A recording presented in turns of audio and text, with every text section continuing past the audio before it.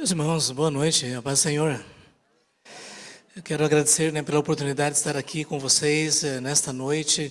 E para mim tem sido algo muito especial, de estar ensinando na faculdade. E eu tenho dito em muitos lugares, com alunos tão especiais. E para nós é tão importante, saber que ainda existem tantas pessoas que estão dedicando tempo e atenção para se preparar melhor para servir o Senhor. E então é algo especial. Eu também a interação com os nossos colegas e professores tem sido uma experiência muito significativa para todos nós. E também me lembro assim dos momentos que nós tivemos aqui, há 10 anos, mais ou menos, também trabalhando aqui com a igreja. Meus irmãos, hoje nós vamos lidar com esse assunto, e como foi mencionado, realmente é um assunto desafiador, batalha espiritual, e quando eu estava pensando, como lidar com um assunto como esse, especialmente quando eu paro para pensar que, por exemplo, o Dr. Lloyd Jones, ao expor, nós vamos trabalhar aqui o texto de Efésios capítulo 6, versos 10 a 20, que é o principal texto que lida com essa questão de batalha espiritual. Quando o Dr. Lloyd Jones trabalhou esse texto, ele pregou durante 52 semanas nesse texto. Então, eu não sei se a gente pode atingir qualquer objetivo significativo hoje à noite, com 1 hora e pouco, mas eu creio que ainda assim vai ser importante a gente lidar com isso. Também estava lembrando de um livro que eu tive acesso há muito tempo, e eu digo assim, eu não li, eu dei uma olhada em diversas partes, um livro de 1.500 páginas sobre uma análise de Efésios capítulo 6, versos 10 a 20, o cristão em armadura completa, William Gurnall, um pregador do século 17. Então, os irmãos podem imaginar que nós estamos entrando numa área aqui muito ampla, muito profunda. Então, qual é o nosso objetivo? Eu creio que nós estamos aqui simplesmente para perceber inicialmente algumas dessas questões, especialmente pensando nessa perspectiva da nossa vida cristã, do nosso serviço ao Senhor. Até alguém tinha comentado sobre isso, falar sobre batalha espiritual numa faculdade é uma coisa meio estranha, não é? Porque eu não sei o que vem à sua mente, mas quando você fala sobre batalha espiritual, vem todo tipo de ideias sobre isso, mas isso me faz lembrar que o Dr. Tim Keller, quando também falou sobre esse assunto, ele mostrou como isso é importante. Aqui na faculdade tem se tratado muito sobre a questão da cosmovisão, isso é, como nós enxergamos o mundo. Não é? E uma cosmovisão cristã é uma forma de perceber o mundo à luz das Escrituras, especialmente do Evangelho.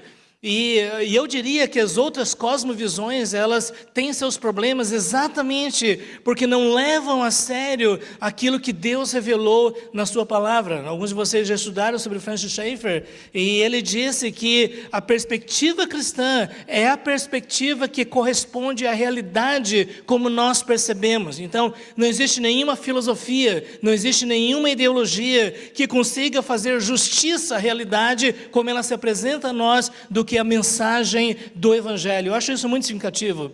E C.S. Lewis uma vez disse que ele não crê no cristianismo somente porque ele consegue ver a verdade, mas porque através do cristianismo ele vê tudo mais. E isso para nós também é significativo. Por isso que cosmovisão cristã, a perspectiva cristã é algo tão importante para nós. E especialmente quando nós falamos sobre batalha espiritual, porque nós vivemos hoje um momento de profunda secularização em nossa sociedade. Existe um número imenso de pessoas que já não levam mais a sério essa questão da natureza espiritual da realidade. Muitos cientistas dizem que a única realidade que existe é a realidade material e que a crença no mundo espiritual, isso faz parte de uma cosmovisão primitiva, pré-moderna, uma concepção mística da realidade, mas que qualquer pessoa esclarecida jamais vai tentar enxergar a realidade nesta perspectiva de que existe um mundo espiritual. Agora eu estava lembrando que um pensador, que ele estava longe de ser um cristão conservador, mas ele disse que não há como nós tentarmos entender a história sem reconhecermos a realidade de que existe uma dimensão de malignidade dentro da história. E que nós não podemos responder às questões que nós vemos na nossa época, seja na vida individual, nas famílias, na sociedade, se nós não reconhecermos a realidade de que existe algo transcendente e maligno, isso é, que está em operação neste mundo. Então, eu creio que é relevante nós pensarmos sobre isso. Em todas as culturas do mundo, existe essa ideia de que existe uma realidade espiritual. Mas o homem ocidental, o homem europeu, o homem influenciado pela filosofia iluminista diz, não, nós somos pessoas esclarecidas, isso não existe. Aí nos anos 60 houve um movimento de uma tentativa de resgatar essa dimensão mística, especialmente através do movimento da Nova Era. E hoje em dia, se a gente olhar para as produções e filmes, e séries e toda essa temática da vida espiritual, de demônios. Eu não assisti, mas parece que tem uma série onde um anjo e um demônio fazem uma parceria, não sei, alguma coisa desse tipo aí. O fato é que as pessoas não conseguem se desvencilhar da realidade das questões espirituais. E nós precisamos levar isso muito a sério. Agora, ao mesmo tempo, eu creio que nós precisamos tomar dois cuidados significativos em relação a isso. Eu estava falando aqui como é importante nós estudarmos sobre este assunto para a nossa própria vida espiritual. É importante lembrar que a vida cristã, em sua essência, ela é espiritual. O novo nascimento espiritual, a salvação espiritual, a comunhão com Deus é espiritual, a nossa realidade como seres humanos é espiritual, então nós não podemos desprezar isso. Existem algumas pessoas que pensam sobre vida cristã simplesmente aquilo que nós fazemos, ou pensam em vida cristã sobre aquilo que nós acreditamos, as doutrinas que nós defendemos, mas basta você ler, por exemplo, a carta de Paulo aos Efésios, para perceber que a experiência cristã ela é profundamente espiritual. Nós somos abençoados com todas as sortes de bênçãos espirituais, nós precisamos de iluminação espiritual, nós precisamos de revestimento de poder espiritual, nós precisamos compreender a realidade da guerra espiritual. Leia Efésios, você vai ver de ponta a ponta essa realidade da vida espiritual. Ao mesmo tempo, quando nós vamos compartilhar o Evangelho, se nós entendemos que as pessoas simplesmente são seres intelectuais que estão esperando uma persuasão intelectual e filosófica, você vai descobrir que é muito mais do que isso. Que, na verdade, existem pessoas escravizadas, pessoas dominadas por espíritos malignos e que precisam entrar em contato com a realidade da autoridade do Senhor Jesus, aquele que disse, edificarei a minha igreja e as portas do inferno não prevalecerão contra ela. É uma pena que no meio evangélico há pessoas que hoje digam que, por exemplo, esses fenômenos de possessão, opressão, ou coisa assim, não passam de fenômenos psicológicos, em que você tem que encaminhar para o psiquiatra, você tem que fazer com que essa pessoa entenda os seus traumas e a partir daí ela vai se ver livre. Simplesmente não é uma perspectiva bíblica.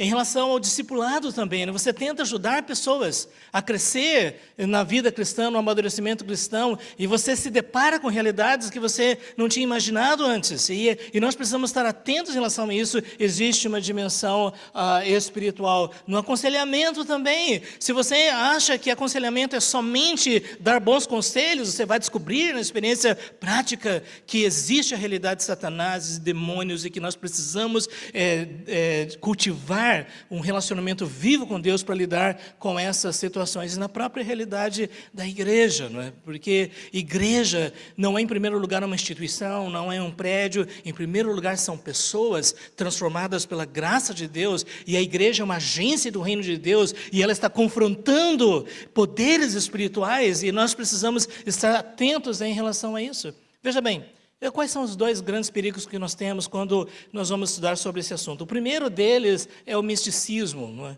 é? C.S. Lewis diz que Satanás é especialista em extremos. Não é? Ou ele faz você acreditar demais e acreditar que tudo é demônio. Não sei, alguns de vocês mais antigos aqui se lembram, que teve uma época que havia quase que uma histeria em relação a isso. O pessoal puxava a etiqueta da sua roupa para ver, não, essa empresa aí é do diabo, ela fez pacto do diabo e coisas assim. O pessoal pegava perfume e jogava no ralo, esse perfume do diabo e coisas desse tipo. Esses dias, até recentemente, eu soube que tem gente que não consome maionese Hellmann's, porque Hellmann's significa homem do inferno, coitado do fundador, ele nem imaginou que alguém ia pensar nisso. Mas o fato é que vocês conhecem pessoas assim, tudo é o diabo, não é? Desculpa a brincadeira, gente, mas isso que uma vez o diabo estava num canto chorando, E perguntaram, o que foi? É tudo eu, tudo eu. E o fato é que hoje nós vemos uma realidade seríssima de pessoas que inventam, especulam. Eu não vou entrar em muitos detalhes, gente, é tanta coisa, mas... E o segundo perigo é a secularização, não é? Quando as pessoas dizem, isso tudo é misticismo, nós cristãos temos consciência, não é, de que... Deixa eu só dizer duas questões em relação a isso. Existe a secularização, que eu diria que é a secularização mais filosófica, de que a realidade espiritual não existe e que, então, nós devemos levar a sério puramente a questão material. E eu estava vendo que uma vez alguns autores cristãos, eles estavam dizendo que principados e potestades são as estruturas injustas da sociedade e que você faz guerra espiritual quando você luta contra as injustiças através de uma boa militância política e ideológica. Você percebe? A partir do momento que você tira de perspectiva a realidade que existem demônios de verdade, você vai tentar lutar contra as injustiças sociais. Mas é muito mais do que isso. Existem algumas pessoas também que negam a realidade apesar de afirmar. Isso diz, não, sim, existe tudo, mas não levam isso a sério. Nas igrejas europeias, igrejas americanas, a questão é muito mais séria, porque é muito difícil para eles pensar nessa perspectiva. Não é? A influência da secularização, do humanismo e tudo mais é muito forte. Não é? Então, nós precisamos tomar cuidado com esses dois perigos. Ou você enfatiza demais, ou você negligencia. E como é que nós lidamos com isso? Nós precisamos voltar para o ensino bíblico. Não é? Isso me faz lembrar que, há tempos atrás, num país lá da América Central, houve uma pessoa que estava expulsando o demônio. E daí essa missionária, ela disse assim, olha, antes de você sair, você vai dizer algumas coisas para nós. Disse, como é que vocês funcionam? Como é que vocês se estruturam? Qual é o nível de autoridade? Isso e aquilo. E o pessoal começou a anotar. E depois transformaram isso numa apostila. E essa apostila começou a rodar em muitos lugares. Inclusive chegou aqui no Brasil, não é? A apostila do diabo. E as pessoas estavam aprendendo a fazer guerra espiritual a partir dessa espionagem espiritual, se é que pode existir. Gente, Satanás é o pai da mentira, eu acho que ele estava muito feliz. Eles acreditaram. Né? Então, nós precisamos tomar muito cuidado com isso. Gente, eu só gostaria de mencionar isso daqui, depois eu espero que vocês se tornem alunos da faculdade, né? Vou estudar mais aprofundadamente, gente, mas é interessante que no Velho Testamento nós vemos a realidade que Deus criou todas as coisas, Deus criou tudo bom, mas que em algum momento houve uma rebelião espiritual, um líder espiritual que arrastou demônios com ele, anjos bons que se transformaram em demônios. Satanás aparece em Gênesis como aquele que trouxe o pecado para dentro da experiência humana através da tentação. Mas você percebe que não há uma ênfase muito grande no Velho Testamento. Nós temos, por exemplo, na época de Saul, né, esses espíritos malignos da parte do Senhor. Nós temos na época de Jó, possivelmente o livro de Jó, a história aconteceu na época dos patriarcas, né, e Satanás ali acusando e tentando Jó. Então, nós vemos poucas coisas. Mas uma coisa que nós podemos dizer é que a história de Israel mostra que havia uma oposição espiritual desde o início contra a promessa que Deus havia feito de trazer o Salvador. E que todas as vezes que nações e reinos, e dentro do próprio povo, falsos profetas e falsos ensinos surgiam, isso era uma atividade do inimigo de Deus, do adversário de Deus, que é o diabo. Mas uma coisa que nos chama a atenção em todo o Velho Testamento é que o diabo nunca está fora do controle de Deus, ele está debaixo da soberania de Deus. Né? Mesmo no caso da experiência de Jó, né? Satanás vai pedir permissão para agir. Né? E isso deve nos fazer pensar, meus irmãos, o perigo que existe de nós tentarmos enxergar a realidade como se fosse uma realidade dualista do bem e do mal, Deus dos cristãos como Deus bom e Satanás como Deus mau. Essa não é a cosmovisão bíblica. Só existe um Deus, é o Deus criador de todas as coisas. Satanás é uma criatura, talvez a criatura mais poderosa que exista, mas essa criatura ainda está debaixo da suprema autoridade de Deus, e é Deus quem vai deixar ou não deixar que ele faça as coisas. É por isso que quando nós entramos nos evangelhos, nós descobrimos que o diabo ele realmente é o opositor do reino, E quando Jesus se manifestou, né, como Messias prometido, parece que houve um reavivamento da ação do diabo na vida das pessoas. E Jesus exerceu a sua autoridade, libertando essas pessoas, não é, e trazendo-as para dentro do reino de Deus. E uma das coisas que nos chama a atenção é isso, né, essa presença de espíritos malignos. Depois a gente vai falar um pouco mais sobre isso. Mas novamente o que nós vemos é que Jesus tem toda a autoridade. E ele libertava as pessoas. Agora, uma coisa que nos chama a atenção é que quando os discípulos eles tentaram expulsar demônios, eles conseguiam. Mas houve um momento que eles não conseguiram. Não é? E eles perguntaram ao Senhor o que foi que aconteceu. Porque os demônios estavam se submetendo e eles estavam felizes por isso. Mas quando eles não conseguiram, Jesus deu resposta. Essa casta não sai sem jejum e oração. Existe até uma questão textual aí, né? Para alguns seria somente oração. Mas uma questão importante é que Jesus estava mostrando que a sua realidade de conflito espiritual, ela precisa estar dentro do contexto da sua vida espiritual, da sua comunhão com Deus, e de santificação, e dependência de Deus, e fé. Então, a realidade espiritual está aí. E na igreja primitiva nós vemos ainda o diabo agindo de diversas formas, e novamente a igreja exercendo autoridade, não é? Eu não quero me estender em relação a isso, né? Em Apocalipse nós vemos o conflito final, não é? E a derrota final do diabo, não é?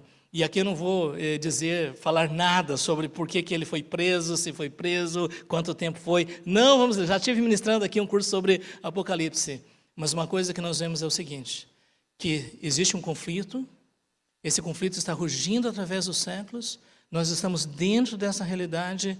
A igreja faz parte, ela é, na verdade, esse grupo rebelde que está resistindo à ação do diabo e que está proclamando o evangelho da salvação e da libertação. É isso que nós encontramos nos evangelhos. Só isso no contexto mais amplo. Não é? Ok, gente, deixa eu só voltar um pouquinho aqui. As coisas que eu gostaria de incentivar vocês se você quiser entender esse texto de Efésios capítulo 6, versos 10 a 20, seria importante que você lesse a carta toda de Paulo aos Efésios, ok? De ponta a ponta, porque isso aqui já é o final. Não é? Se existe o perigo da gente ler um texto e não perceber dentro do propósito de Deus mais amplo onde esse texto se encaixa. Né? Eu costumo dizer, leia também as outras cartas do apóstolo Paulo. Eu acho que é melhor ler o Novo Testamento inteiro. Não, leia a Bíblia toda, não é? E talvez aí você vai ter uma percepção do que esse texto significa. Não é? Gente, então vamos lá para Efésios capítulo 6, a partir do versículo 10. Só lembrando, gente, Efésios fala sobre o propósito soberano de Deus na história, especialmente em relação à igreja.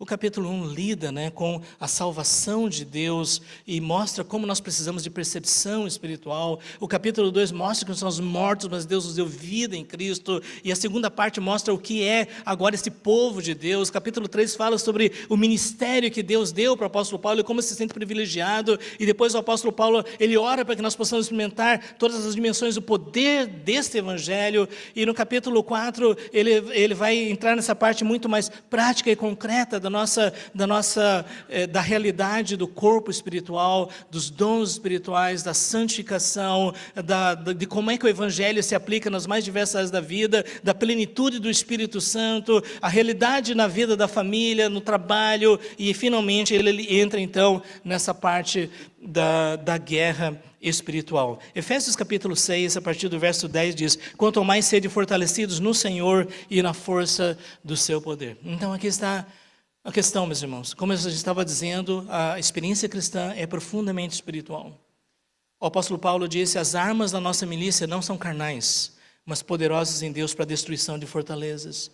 Nós não podemos pensar em enfrentar o diabo com armas humanas, com habilidades humanas, com talentos humanos. Isso simplesmente não é possível. Sabe, até alguém já disse assim: eu acho que eu vou sair para o evangelismo com uma Bíblia bem grande, né? Porque qualquer coisa, né, é uma espada medieval, né? Mas a gente sabe que, na verdade, o conflito espiritual não é isso. É uma realidade espiritual. E por isso a primeira questão que ele coloca aqui é o quanto nós precisamos ser fortalecidos no Senhor e na força do seu poder. Meus irmãos, o cristianismo é a afirmação de verdades doutrinárias Cristianismo é ação e serviço. Agora, nós precisamos lembrar claramente que cristianismo é experiência espiritual, desde o novo nascimento e a necessidade de revestimento de poder. Quando Jesus deu a missão aos discípulos, ele não disse vão, ele disse em primeiro lugar, fiquem em Jerusalém, até que do alto vocês sejam revestidos de poder. E esse poder aqui não tem nada a ver com a força aqui, ou não é, a força esteja com você, nada disso daí. Esse poder aqui tem a ver com a ação sobrenatural, poderosa de Deus em nossas vidas e através das nossas vidas, confrontando principados e potestades. E é interessante que principados e potestades reconhecem se a graça de Deus está em nós ou não. E o apóstolo Paulo nos exorta então, porque nós somos frágeis em nós mesmos. Sabe, pessoas que já tiveram experiências, né, de expulsão de demônios e tudo, tentar segurar uma pessoa assim com a sua força física pode ser muito forte. Às vezes pessoas muito frágeis, né, e tudo mais, eram capazes de dominar não sei quantos homens, porque ali era uma realidade espiritual. Então, nós precisamos lembrar que esse conflito é espiritual. Então, sabe, algumas pessoas acham que o cristianismo acontece numa esfera puramente intelectual. Existe uma realidade espiritual. Você já viu, às vezes, você evangelizando, compartilhando a palavra e aparentemente a pessoa estava concordando com tudo?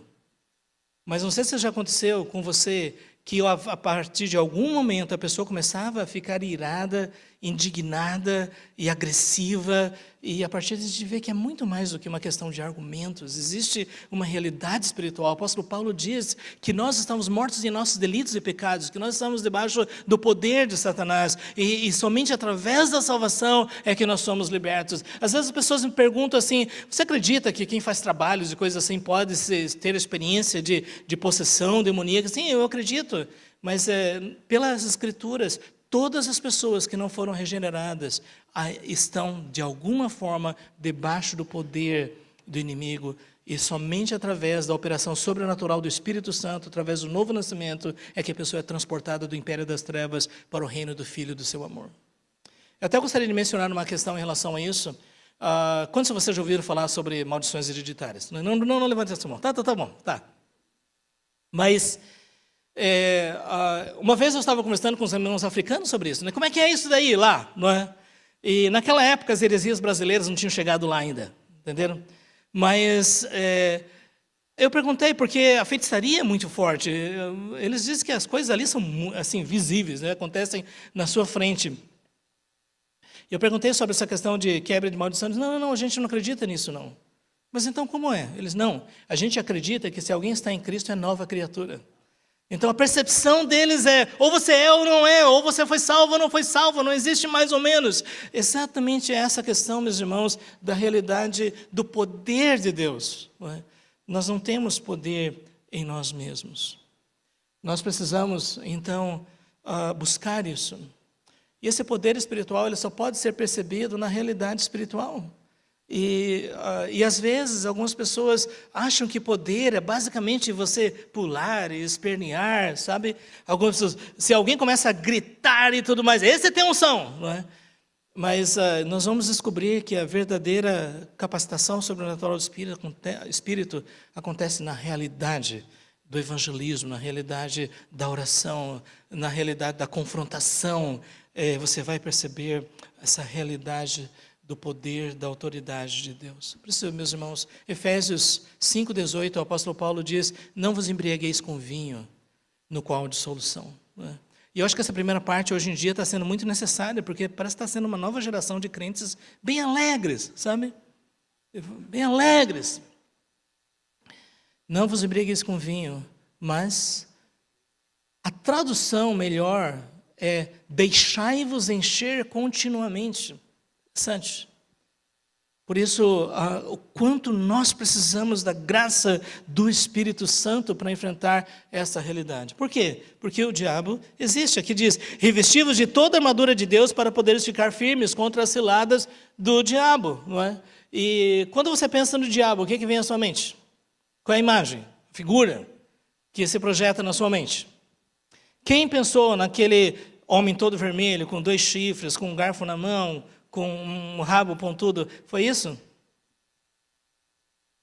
Bom, a gente pode dizer, né, que às vezes Hollywood acerta mais, né? Homens bonitos, bem vestidos, educados, que sabem se comunicar, não é? E que não fica com o olho vermelho. Mas o fato é, meus irmãos, que na nossa época, muitas pessoas tendem a ridicularizar a realidade da existência do diabo. Não é? E isso, veja bem, essa é a estratégia dele. Ou ele faz você acreditar de uma forma distorcida, ou ele faz você descrer totalmente. A realidade do diabo. Apesar dessa negação, né, as pessoas acham, não, isso daí é uma concepção medieval. E eu diria que a igreja medieval realmente não ajudou muito, não é? Quem já viu aqueles desenhos e tudo mais, tem até aqueles desenhos a respeito de como eram esses espíritos, era uma coisa estranha, grotesca, cara de sapo, de serpente, de bode e coisas desse tipo assim. Mas o diabo é um ser espiritual.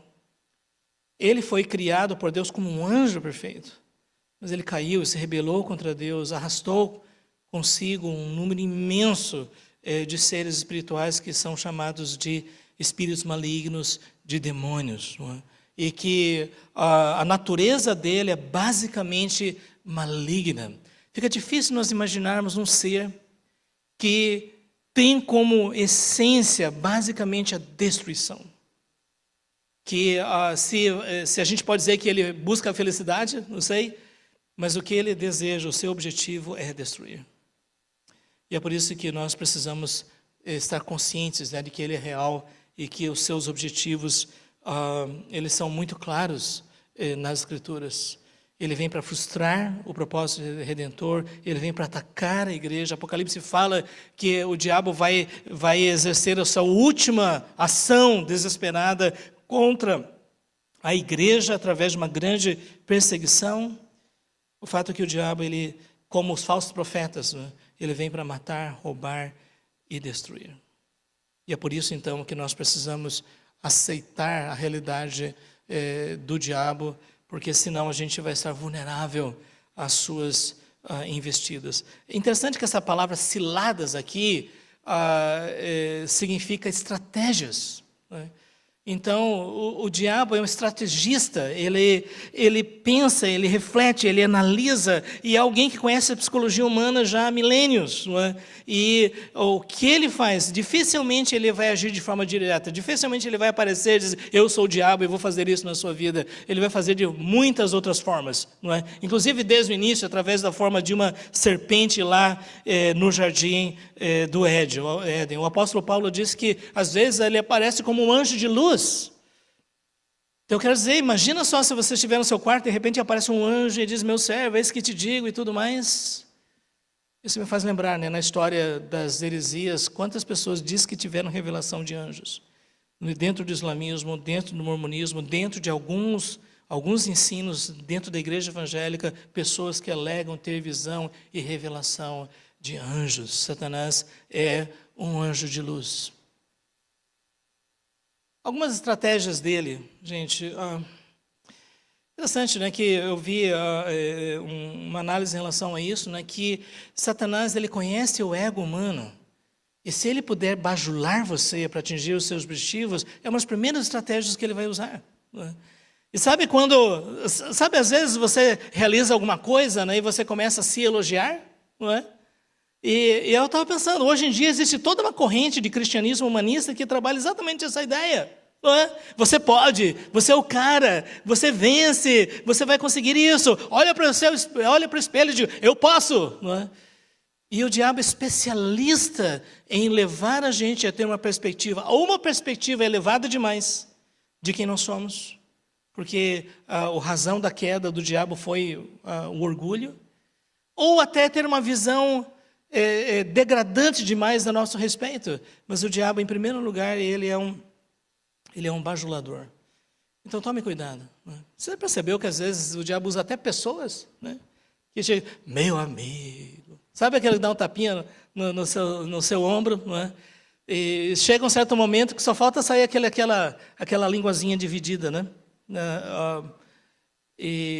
Não, meus irmãos, o diabo não tem língua dividida. Mas lembrando disso, ele sabe que o nosso ego é extremamente frágil. Ele sabe o quanto nós cobiçamos aplausos e reconhecimento, nós cobiçamos poder, nós queremos estar no centro, no foco das coisas. Ele vai fazer isso. A outra estratégia é acusar, não é? E eles, você se lembra daquilo que você fez? Sabe, existem algumas pessoas que dizem assim: eu não tenho direito de servir a Deus, a minha vida foi terrível, não é? E o próprio apóstolo Paulo, ele disse: eu fui o maior dos pecadores. Alguns até dizem que essa era uma luta constante que ele enfrentava em sua vida. O fato de saber de tudo que ele tinha feito antes de ele se encontrar com o Senhor Jesus. Mas isso me faz lembrar da experiência de Lutero, né? Eu não sei se isso foi um fato, não é? Mas que o diabo chegou para ele e começou a acusá-lo de muitas coisas, não é? E vamos dizer assim que Lutero realmente não era uma pessoa totalmente santa, não é? Ele até a barriguinha de cerveja ele tinha, mas o diabo começou a acusar ele, né? E disse que ele pegou o tinteiro, né? Jogou contra a parede, né? E disse: o sangue de Jesus me lavou. E outra vez ele disse: eu sou batizado. Não vamos entrar nessa questão teológica aí. O professor vai então, né? Pergunte para ele. Mas, meu amigo, esse é meu amigo. Então, gente, porque o diabo, ele de alguma forma vai tentar explorar o fato de que nós somos pecadores. E que muitas vezes nós desobedecemos a Deus. E que, portanto, nós não somos dignos de sermos usados por Deus. O diabo tem paralisado pessoas através disso. E eu quero dizer, gente, eu espero que você não tente justificar, dizendo assim: eu não sou tão ruim assim. Não é por aí. O caminho é dizer: eu sou sim, mas o sangue de Jesus me lavou. E eu fui perdoado, eu sou uma nova criatura, eu sou aceito por Deus, a justiça de Cristo é perfeita. O diabo também é mentiroso. Gente, como ele mente, né? A Bíblia diz que ele é o pai da mentira. Como ele mente. E quando a gente observa através da história, alguns dos inimigos mais perigosos contra o cristianismo, não foi a mentira aberta, mas foi a mentira velada. É a verdade misturada com a mentira. É um veneno que aparentemente é diluído, mas que acaba matando. E através da história nós vemos o diabo, especialmente através de falsos ensinos, trazendo certas doutrinas que tinham potencial de acabar com a mensagem do Evangelho, como, por exemplo, a heresia cristológica da época de Ário, não é? Então, Satanás, ele é mentiroso, ele é o pai da mentira. O farisaísmo da época de Jesus era uma das expressões significativas da ação do diabo. E o próprio Senhor Jesus disse: o vosso pai é o diabo. Não é? Porque aquela religião não tinha mais nada a ver com a piedade e a espiritualidade que Deus havia ensinado através de Moisés e dos profetas no Antigo Testamento. Era uma religião egoísta, materialista, interesseira, e o próprio Senhor Jesus, ele viu a realidade da mentira do diabo. Então, meus irmãos, numa época de tempos pós-modernos, nós precisamos lembrar que existe verdade e existe mentira. Um dos documentos do Manifesto Pós-Moderno, o título desse documento é Depois da Verdade. Então a ideia é a seguinte: já que estamos de acordo que não existe verdade absoluta, como nós vamos viver?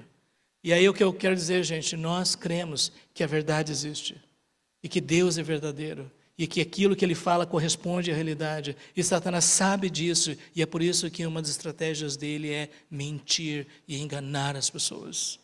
Nós precisamos estar atentos em relação a isso. E ele também é o tentador. Não sei quantos de vocês tiveram a oportunidade de ler Cartas do Inferno, de C.S. Lewis.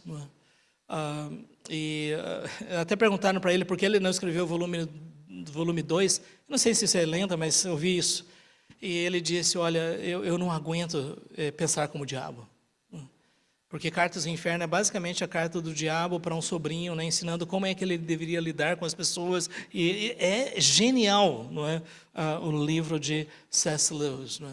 E uma das questões é essa: o objetivo do diabo é nos fazer afastar de Deus, de uma forma ou de outra, de fugir do propósito de Deus.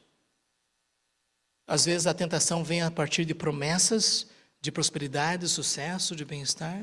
Às vezes a tentação vem a partir de problemas financeiros ou enfermidade, e a decepção e a frustração.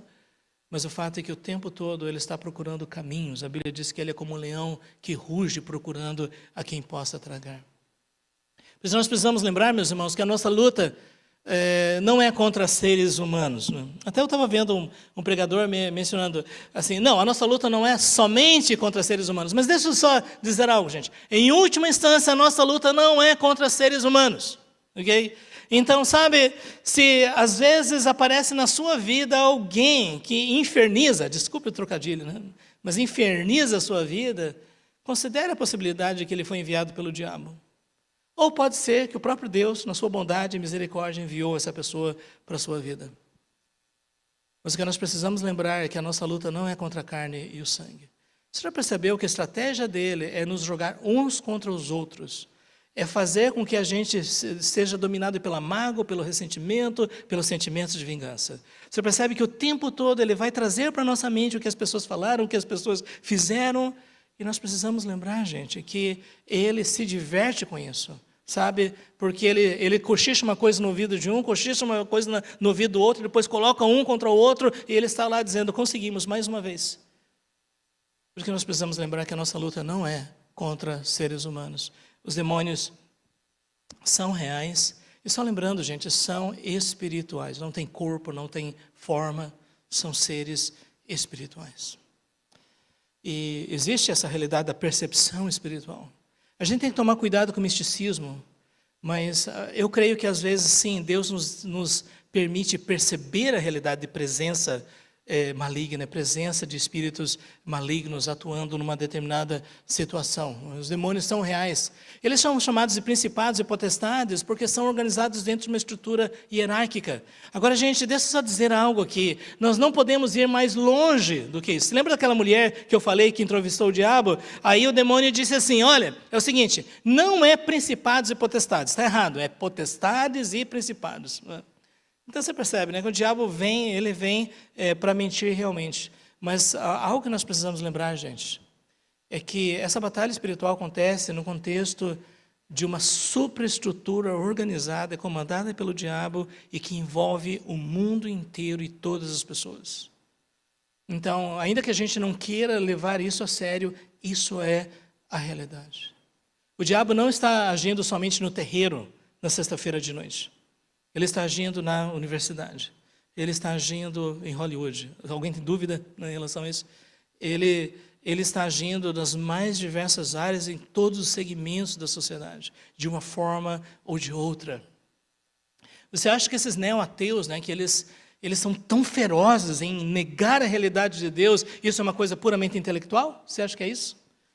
Nós podemos dizer, gente, que existe uma realidade de estruturas hierárquicas, não é? Desde soldados rasos até oficiais, mas a gente não deve ir muito além. Houve uma época em que essa ideia de guerra espiritual foi para esse lado das estruturas e tudo, então o pessoal dizia, olha, aqui nessa cidade existe um trono do diabo, que a gente tem que ir lá para destronar o diabo e coisas assim. Eu me lembro que uma vez eu estava em algum lugar desse Brasil, não é? E o pessoal soube que tinha uma imagem de uma determinada cidade, e eles compraram correntes e amarraram num ato profético para dizer que o espírito de idolatria estava amarrado naquela cidade, e depois a prefeitura entrou em contato com eles e disse, olha, vão e tirem aquelas correntes, porque vocês estão depredando o patrimônio público. Não é? E eles tiveram que ir lá e tirar as correntes. Que derrota!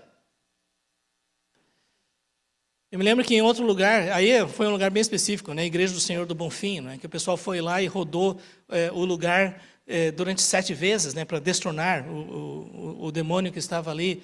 Nós não temos nada disso nas Escrituras. Aí depois chega coisas muito mais estranhas, né? Eu soube que tem um pessoal, né, que contrata helicóptero, né, e eles levam óleo ungido, eu não sei como é que é óleo ungido. Óleo usado para ungir, né, mas óleo ungido eu não sei como é que é. Mas aí eles jogam isso daí lá de cima, você entende? Para destronar os principados, não é? E eu também soube, desculpe fazer referência a isso, gente, mas que existem também homens, não é? Que eles dizem, Jesus é o leão da tribo de Judá, portanto Jesus é um gato, e um gato marca o seu território através da urina. Então, nós também temos que profeticamente marcar o nosso território. E eu não acreditei nisso, mas o pessoal estava fazendo isso mesmo, gente. Entendeu? marcando o território em nome de Jesus. E desculpe, gente, a associação, mas eu estava pensando assim, se eles pegarem o helicóptero, aí complica tudo. Mas há uma realidade de principados e potestades. Eles estão debaixo de uma estrutura hierárquica e muitas vezes as pessoas não estão cientes da sua influência. Eles são dominadores deste mundo tenebroso. Veja bem, o Senhor do universo, de toda a criação, é Deus. Mas nós precisamos lembrar que debaixo da autoridade de Deus, pessoas que estão sem a regeneração, sem a salvação, elas estão debaixo desse tipo de domínio. É chamado de mundo tenebroso. Gente, quando a gente lê a história, a gente percebe que não pode ser simplesmente a maldade humana. A maldade humana é grande, é real. Não é? Como alguém já disse, você não precisa do diabo para fazer coisas terríveis. Mas quando a gente para ver uma realidade, por exemplo, como do Holocausto, fica difícil você imaginar que ali é pura maldade humana.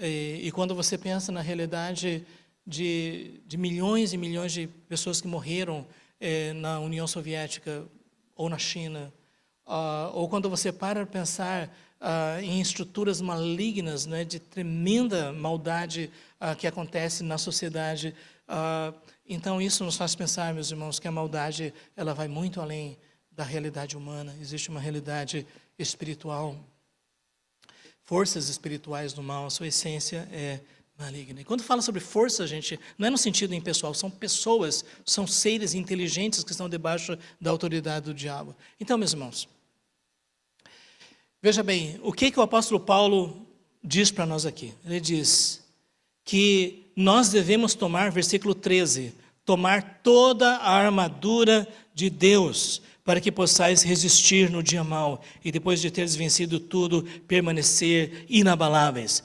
E observe, esta aqui é a armadura de Deus, e que, quando se fala sobre o dia mau, algumas pessoas interpretam que há momentos em que o diabo faz convergir as suas forças em momentos específicos, especialmente momentos de perseguição e de tribulação, para que possamos resistir no dia mau e depois de vencer tudo, permanecer inabaláveis. Então, quais são algumas peças dessa armadura? Gente, eu queria dizer que essa armadura aqui não é... Eu me lembro que tinha algumas pessoas, né, que numa época eles tinham o ritual da manhã. Eles acordavam e eles agora, pela fé eu coloco o capacete da salvação. Pela fé eu coloco o cinto da verdade. Mas não é por aí.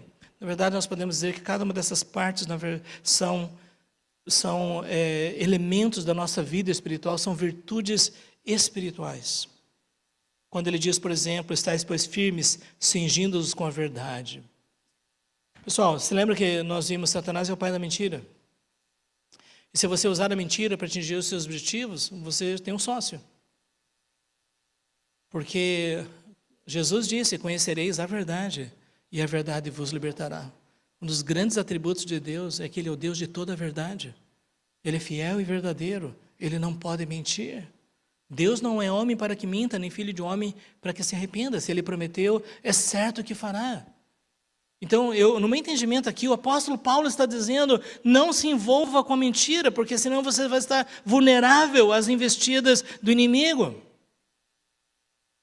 E você vê, em nossa época, a mentira parece que faz parte da cultura.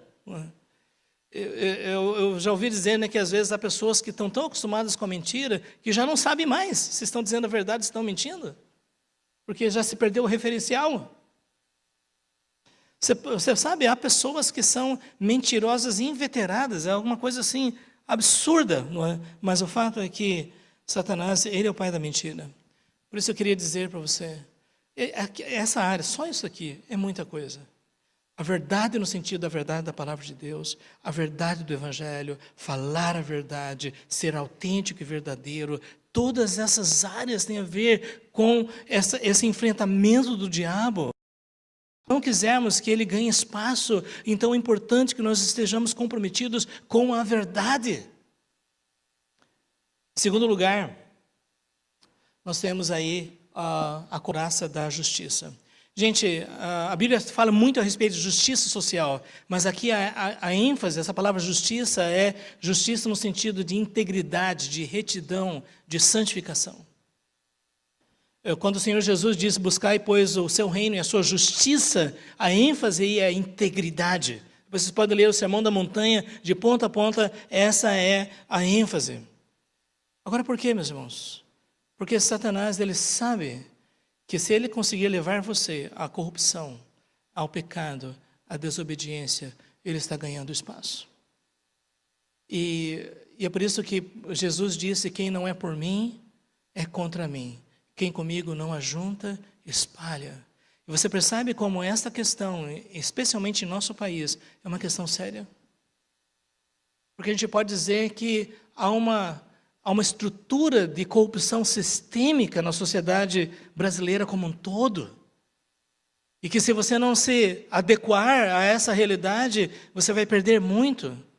E hoje a gente já vê muitas pessoas, de alguma forma, justificando e até legitimando a corrupção. Porque no entendimento deles é assim que o país funciona, senão a gente não avança. A integridade, a ideia da integridade, porque o inimigo, ele vai procurar, sabe, pense bem nisso, não é? Especialmente hoje, na época da internet, não é?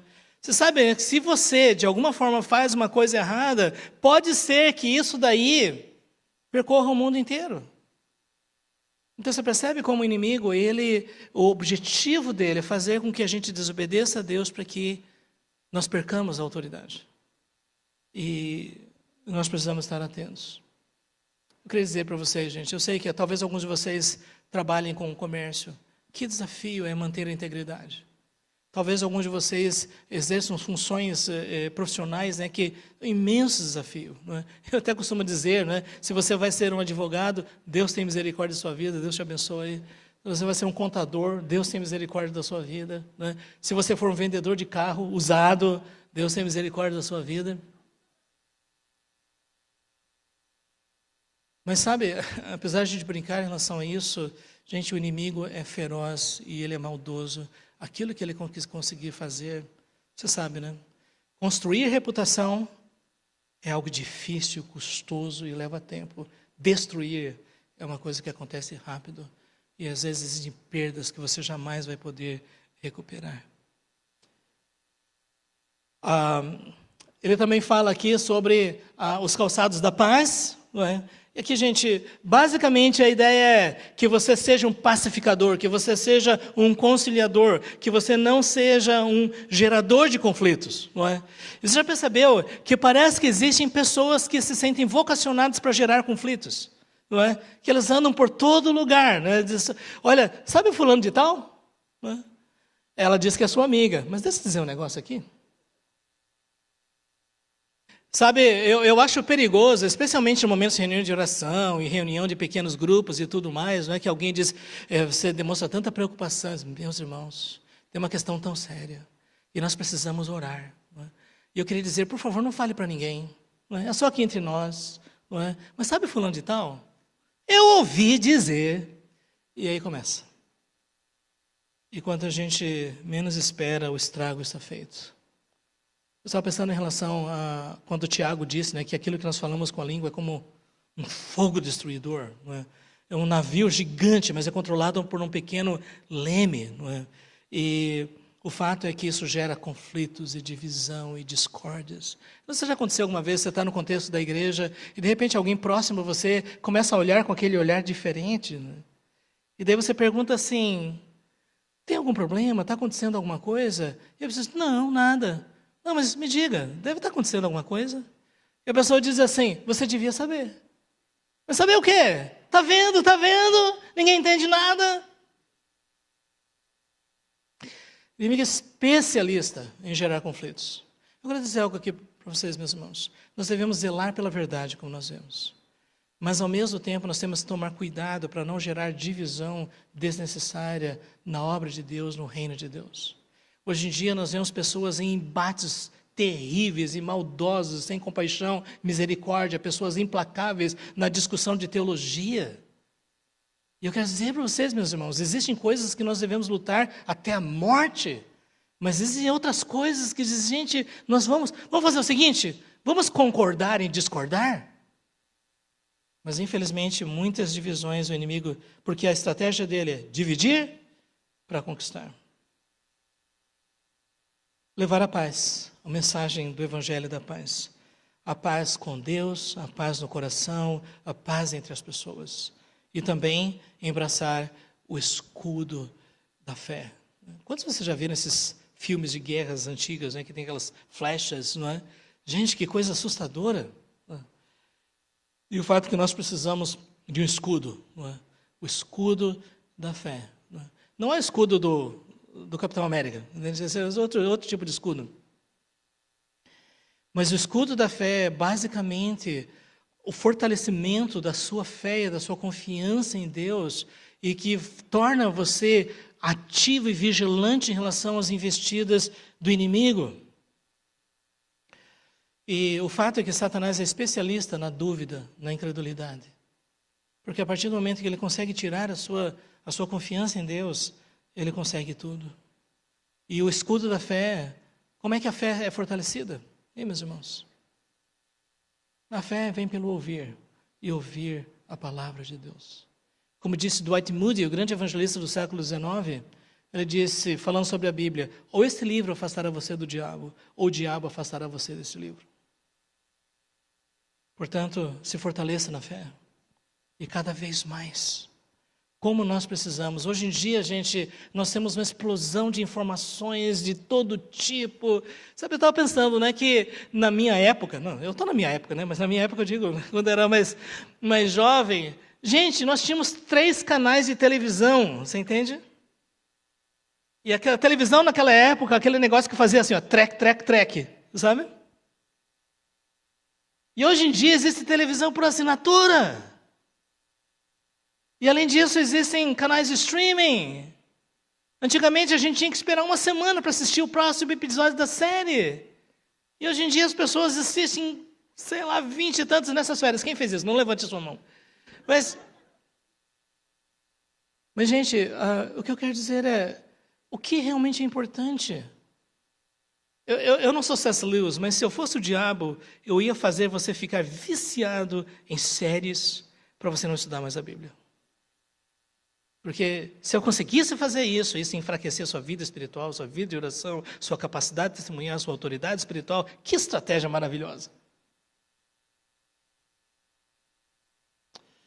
Gente, nós precisamos do escudo da fé, especialmente para apagar os dardos inflamados do maligno. Gente, depois vocês podem ver o livro de Lloyd Jones, né, sobre isso. Que coisa impressionante, a análise que ele fez sobre os dardos do maligno.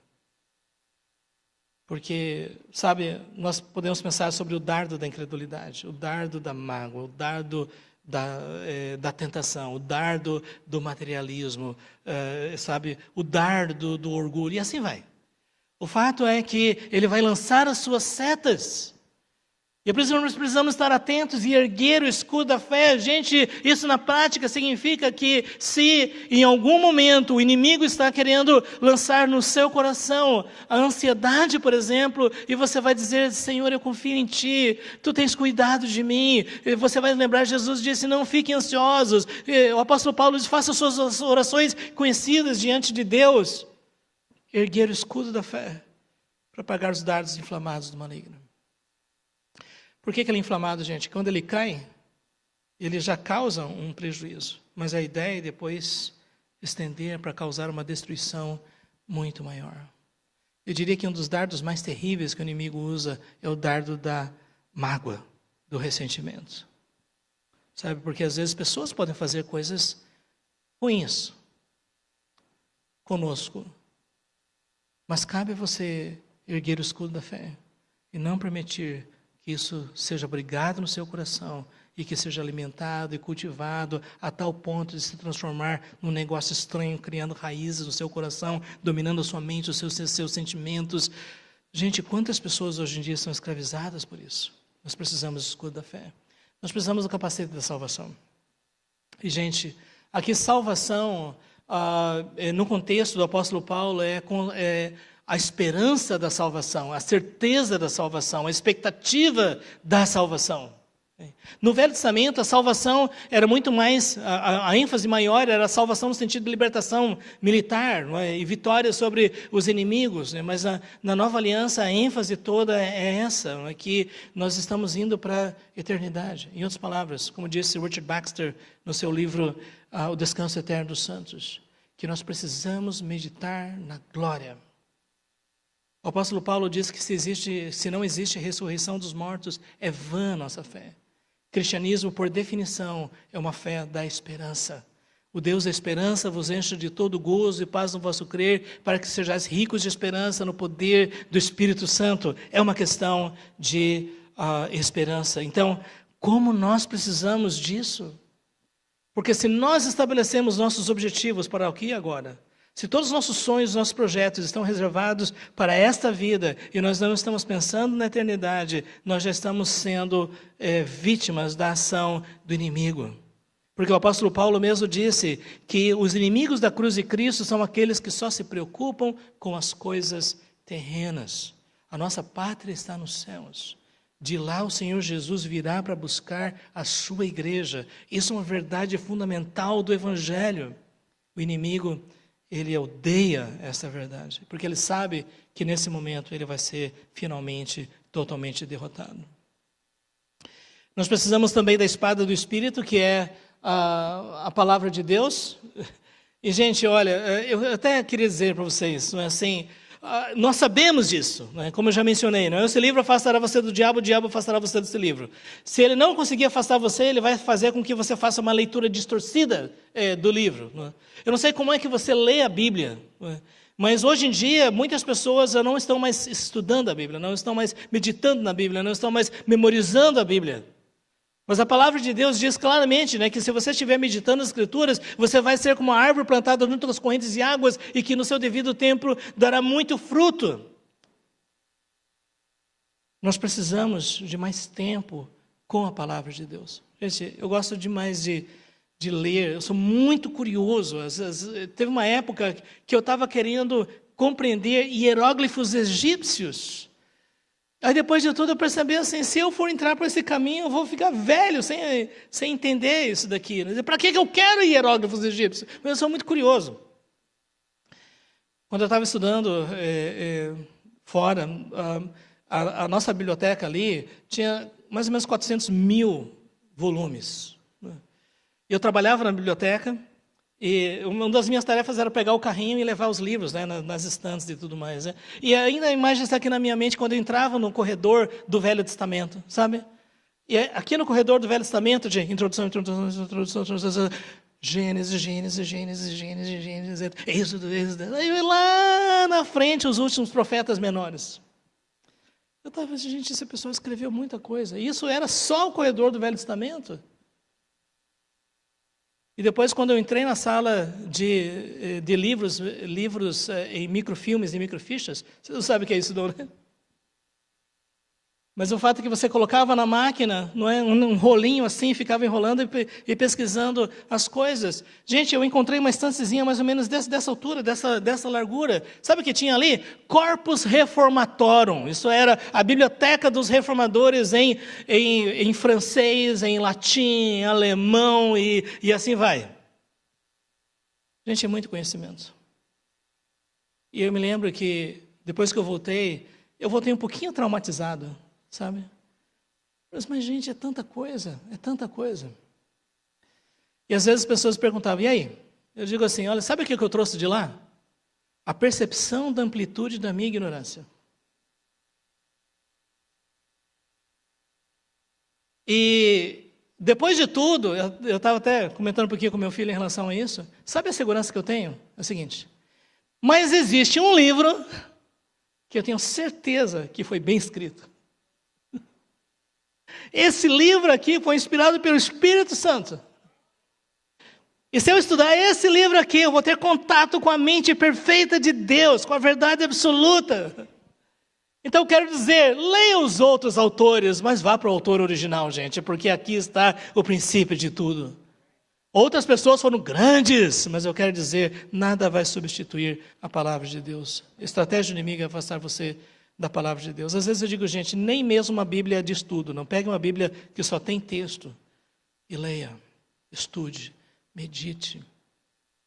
Às vezes a gente fica assistindo vídeo demais de outras pessoas. É bom, a gente se edifica, mas nada substitui você ir à fonte, porque você tem o Espírito Santo. O Espírito Santo que inspirou os profetas é o Espírito Santo que habita no seu coração. E você vai orar e dizer, desvenda os meus olhos para que eu contemple as maravilhas da tua lei. A espada do Espírito. É uma pena, gente, só isso daqui é muita coisa, mas a gente precisa caminhar já para a conclusão. E lá, no final, nós temos a oração. Uma vez um escritor disse, você quer constranger um crente? Pergunte para ele como está a sua vida de oração. Sabe, como é que está a sua vida de oração? Às vezes a pessoa vai baixar a cabeça. Oh, gente, você sabe. Porque todo verdadeiro cristão sabe que a oração é importante. Que ela é essencial. Que é a respiração da nossa vida. Mas ao mesmo tempo, se a gente não tomar cuidado, a gente vai deixar a semana inteira passar sem separar tempos significativos para buscar a presença de Deus. Eu já ouvi pessoas dizendo assim, olha, eu não tenho nenhum tempo de oração, mas eu vivo em espírito de oração.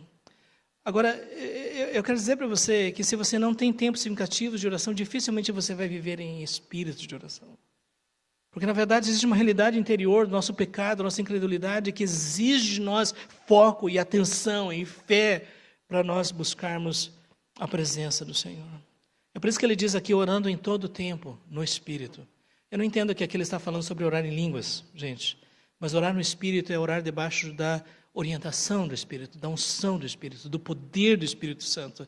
Sabe, porque existe o perigo, não é? A gente às vezes fica reclamando que outras pessoas rezam, não é? Uma vez eu ouvi essa questão da ladainha, né? Não tem o negócio da ladainha, não é? E eu estava, mas gente, qual é o sentido disso, né? E Jesus disse que não seja pelo muito falar por suas vãs repetições, porque Deus já conhece o que você está pedindo. Mas é muito mais a sinceridade do coração. E aqui está a necessidade de vigiar, com toda a perseverança. Gente, sinceramente, especialmente agora, já está terminando o período de férias, né?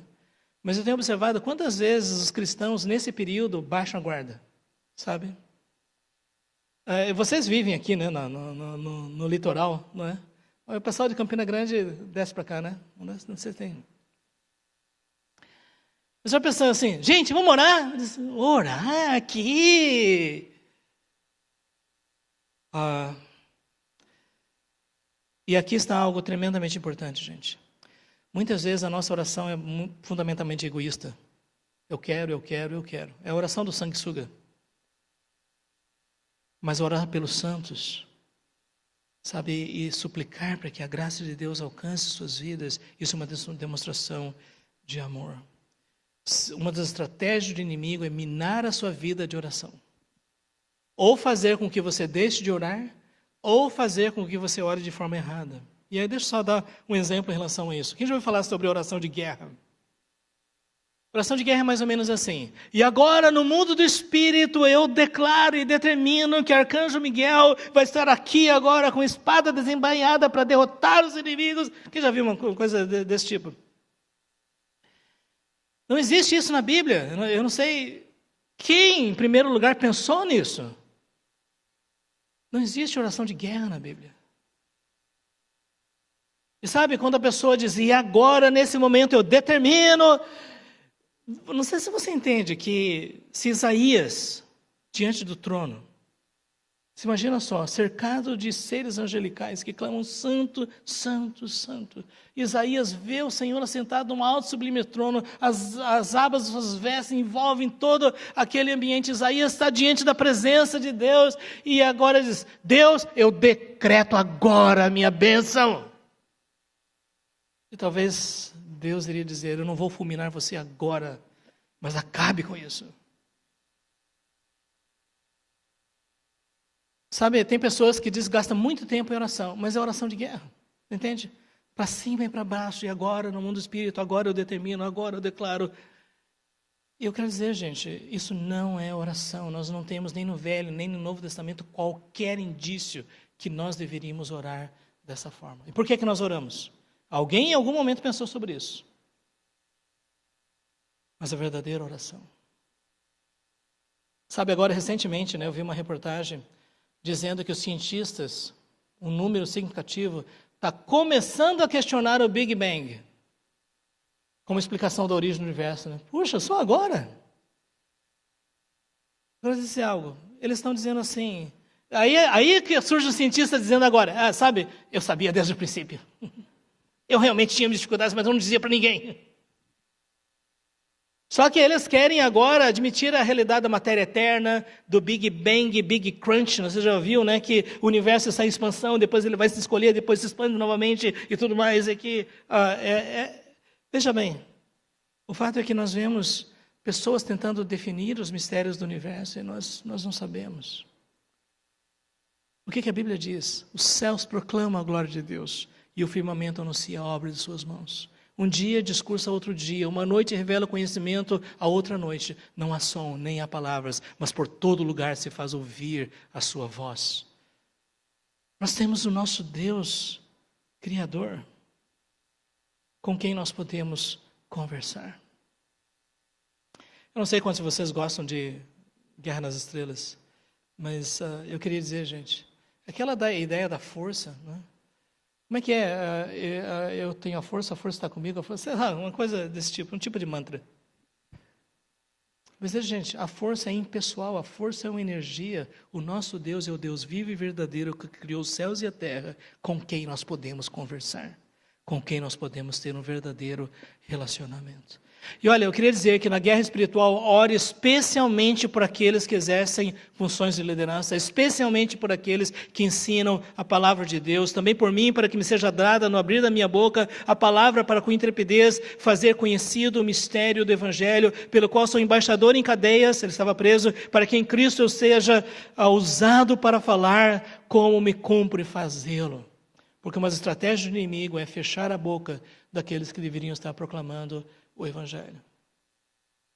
E sabe o que nós estamos vendo hoje? Muitas pessoas que estão ocupando os púlpitos e já não pregam mais o Evangelho. Estão pregando um monte de outras mensagens, mas não mais o Evangelho. O apóstolo Paulo, em Atos capítulo 20, verso 24, ele dizia: em nada tenho a vida preciosa para mim mesmo, contanto que eu complete a minha carreira e o ministério que recebi do Senhor Jesus, para dar testemunho do Evangelho, da graça de Deus. Esta é a nossa mensagem. O inimigo é especialista em nos afastar dessa realidade. Gente, nós estamos dentro de uma guerra. Nós estamos dentro de um conflito. E esse conflito é incessante. Não baixe a guarda. Não permita que o inimigo seja oportunista. Nós sabemos que vai chegar um momento em que Satanás e os principados e potestades vão ser finalmente derrotados. Na teologia nós chamamos isso de já e ainda não. O reino de Deus já chegou. Jesus está salvando pessoas do mundo inteiro.